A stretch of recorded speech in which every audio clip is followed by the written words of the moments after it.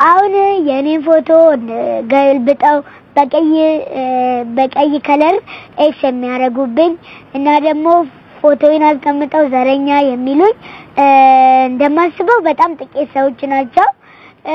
እንደ ህዝብ ማይቆጠሩ እንደ ቤተሰቦቻቸው ቤተሰብ ያለው ሰው እንደዚህ ሊያረግ አይችልም።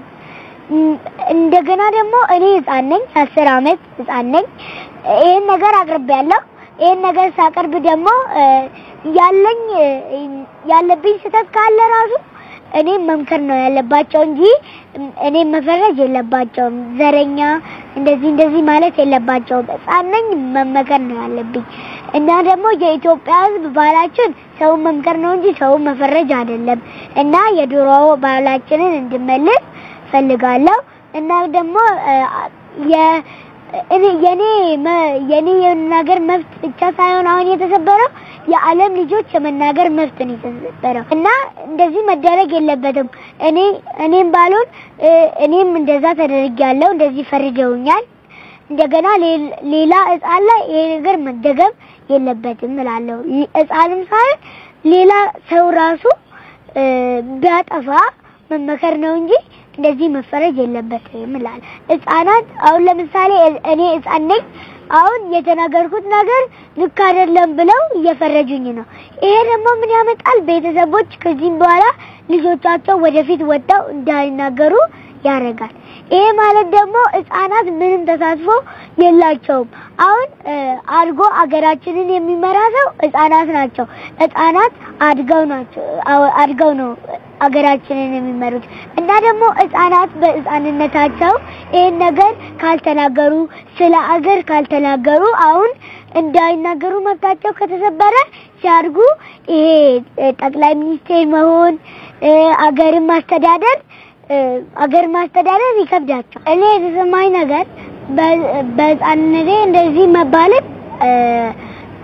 ያናደኛል። ደግሞ እኔ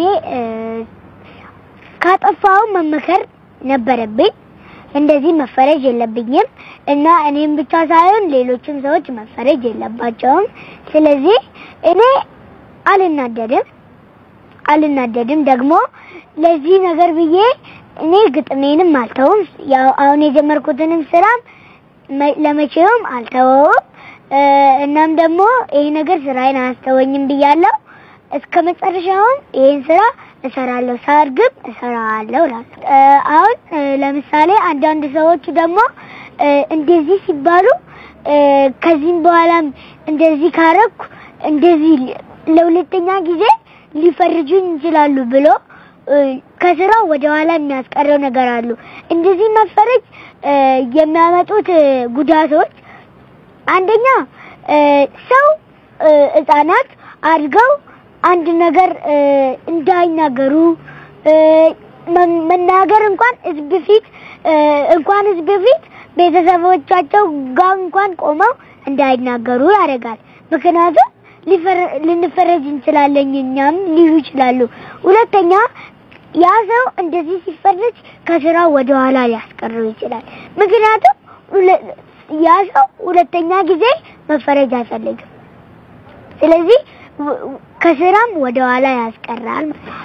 እኔ ኢትዮጵያን ህዝብ ማሳወቅ የምፈልገው እኔ ዘረኛ አይደለሁም እና ደግሞ እንኳን የኢትዮጵያ ህዝብ እኔ የዓለም ህዝብ ራሱ ለኔ ሁሉም አንድ ነው። እና ደግሞ አሁን አንድ ሰው ኤዶ ደሙን ቢመረመር ይሄ ኦሮሞ ነው፣ ይሄ አማራ ነው፣ ይሄ ጉራጌ ነው ብሎ አይለይም። ስለዚህ እኔ ሁሉንም ህዝብ ወዳለሁ። በኢትዮጵያዊነቴም ደግሞ እኮራለሁ። እኔ ደግሞ ህዝብን አልከፋፍልም፣ ብሔርን አልከፋፍልም። እኔ ኢትዮጵያዊ ነኝ ነው የምለው። ለኢትዮጵያ ህዝብ መልእክት ማስተላለፍ እፈልጋለሁ። መልእክቴም እኔ ዘረኛ አይደለሁም። ሁሉም ብሔር እና ሁሉም ህዝብ እንኳን የኢትዮጵያ ህዝብ የዓለም ህዝብ ሁሉ ለኔ አንድ ነው። እኔም ደግሞ ብሔርን አልከፋፍልም። እኔ ኢትዮጵያዊ ነኝ። ኢትዮጵያዊ በመሆኔም ደግሞ እኮራለሁ። አንድ ሰው ደሙን ቢመረመር ራሱ ይሄ አማራ ነው፣ ይሄ ጉራጌ ነው፣ ይሄ ትግራይ ነው ብሎ አይከፋፍልም እኔን ደግሞ እንደዛው ብሔርን አልከፋፍልም እኔ ኢትዮጵያዊ ነኝ ወደፊት መሆን የምፈልገው የአይን አንደኛ ፕራይም ሚኒስተር መሆን ፈልጋለሁ ምክንያቱም አገሬን ማሳደግ ፈልጋለሁ አገሬን ማማ ላይ ማሰጣት ፈልጋለሁ ሁለተኛ ደግሞ የአይን ስፔሻሊስት መሆን ፈልጋለሁ ምክንያቱም እኔ አይኔ ስለሚያመኝ ሳድግ ደግሞ እንደኔ የሚያማቸው ማምከም ፈልጋለሁ እንደገና አድጌ ይሄንን የአርት ስራ በደንብ ማጠንከር እፈልጋለሁ ህዝቡንም ማስተማር እፈልጋለሁ